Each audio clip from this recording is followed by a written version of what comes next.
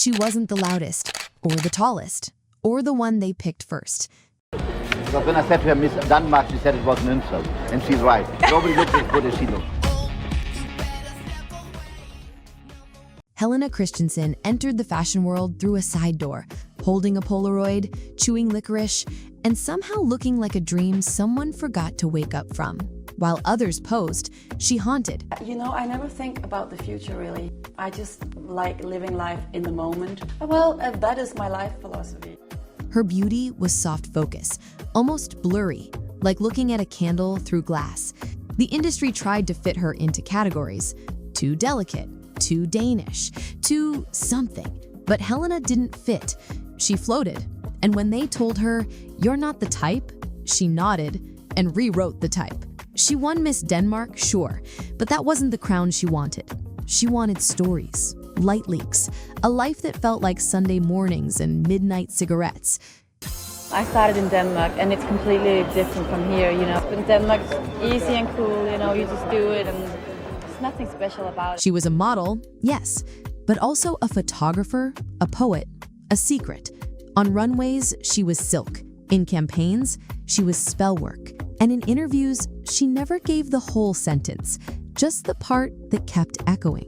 But what the world didn't see was, Helena never chased the spotlight. She made it softer, then walked through it. Early life. She was born in Copenhagen, where cobblestone streets glisten like black licorice after rain. A quiet girl in a city that whispers. She grew up with a Polaroid camera in one hand and a book of Rilke poems in the other. Her mother played piano in daytime, filling rooms with Chopin, while her father fixed clocks by night. Precision in motion, patience in gears. Helena watched both worlds, the music in motion, the rhythm in stillness.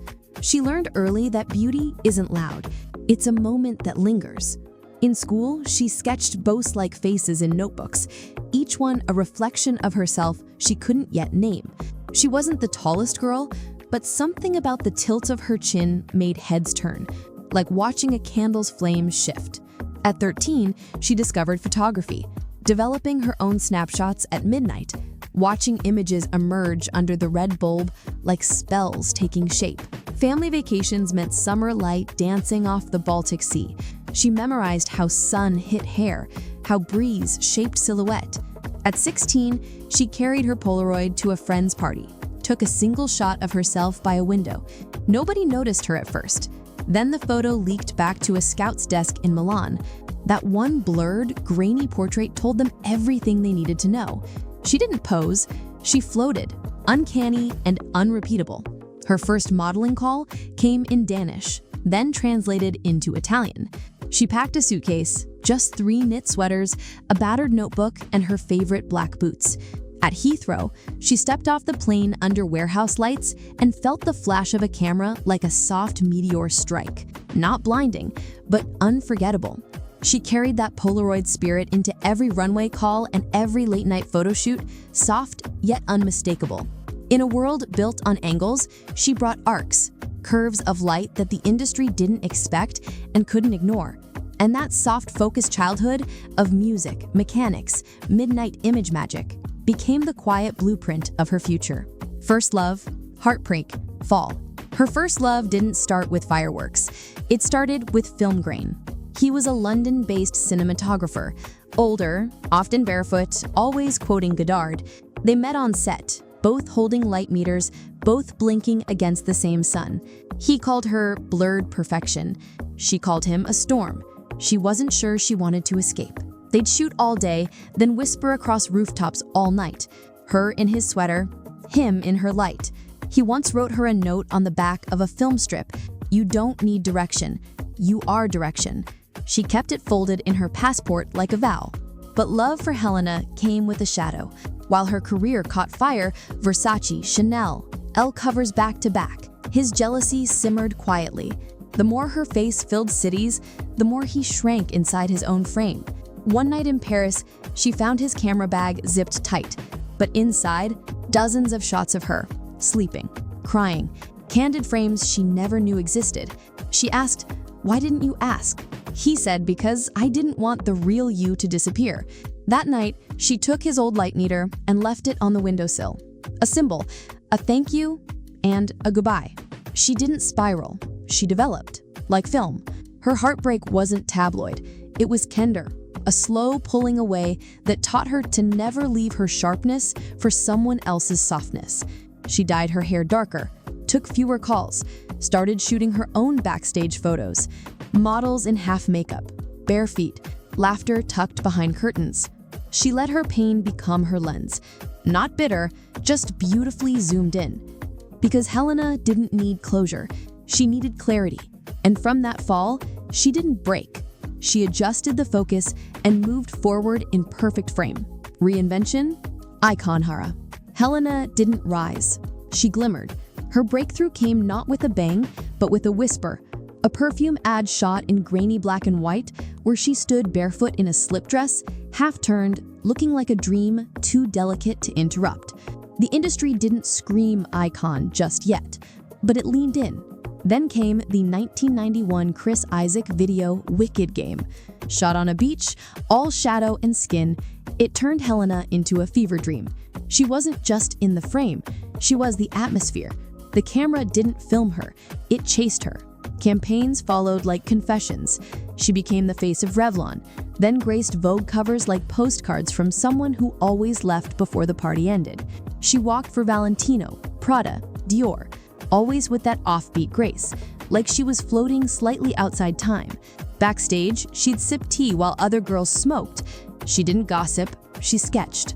A designer once caught her doodling a dress pattern and asked, "You model too?" She smiled. Style, activism, values. Helena didn't wear fashion, she translated it. She'd arrive at galas in silk trousers and a men's blazer, barely buttoned, eyes unreadable, like she stepped out of a foreign film and into the flashbulbs by mistake. Her earrings rarely matched. Her shoes always knew where they were going. To her, style was memory, fragments of places, people, textures. She once wore a hand-embroidered shawl from her Peruvian grandmother on a Paris runway. Didn't tell anyone, just let the thread do the talking. She wasn't chasing cool, she was chasing quiet rebellion. When supermodels started their fragrance empires, Helena was backstage printing photos in black and white darkrooms. When others booked talk shows, she booked flights to forests, refugee camps, disappearing coastlines. She skipped a campaign because it used synthetic dyes. Another time, she wore a recycled vintage dress to a red carpet and said, "I'd rather wear a story than a trend." Motherhood only deepened her softness. She taught her son how to compost before he learned fractions, told him the sky is a mood ring and we should protect it like one. Even her beauty campaigns started reflecting her values. Barefaced photos, no airbrushing, wrinkles like rivers. She once said, "Why erase proof that you've lived?" Helena's style wasn't political on purpose, but it whispered resistance.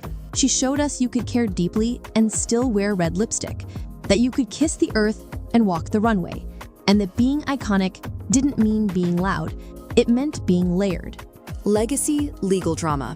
In 2019, a fast fashion brand used Helena's photo, uncredited, unasked, and edited within an inch of her face. They softened the shadows, blurred the angles, and brightened the sky behind her.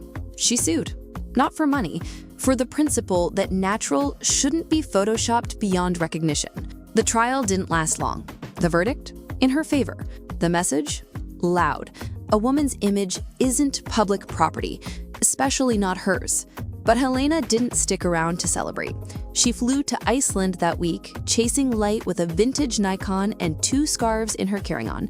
Because fame was never her goal, presence was. She became more than a model. She became a mirror. Every time culture changed, Helena reflected something new. She shot refugee mothers in Nepal. She opened photo exhibitions in old churches.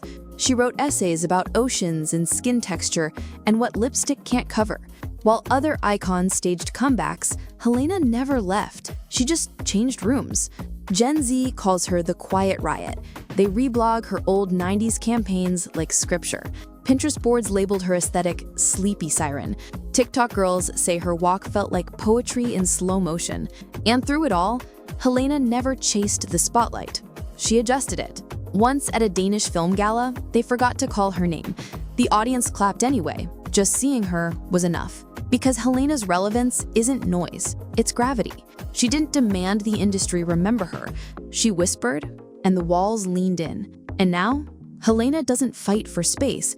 She teaches others how to make their own. Because while the world was busy rewriting beauty, she had already moved on to lighting.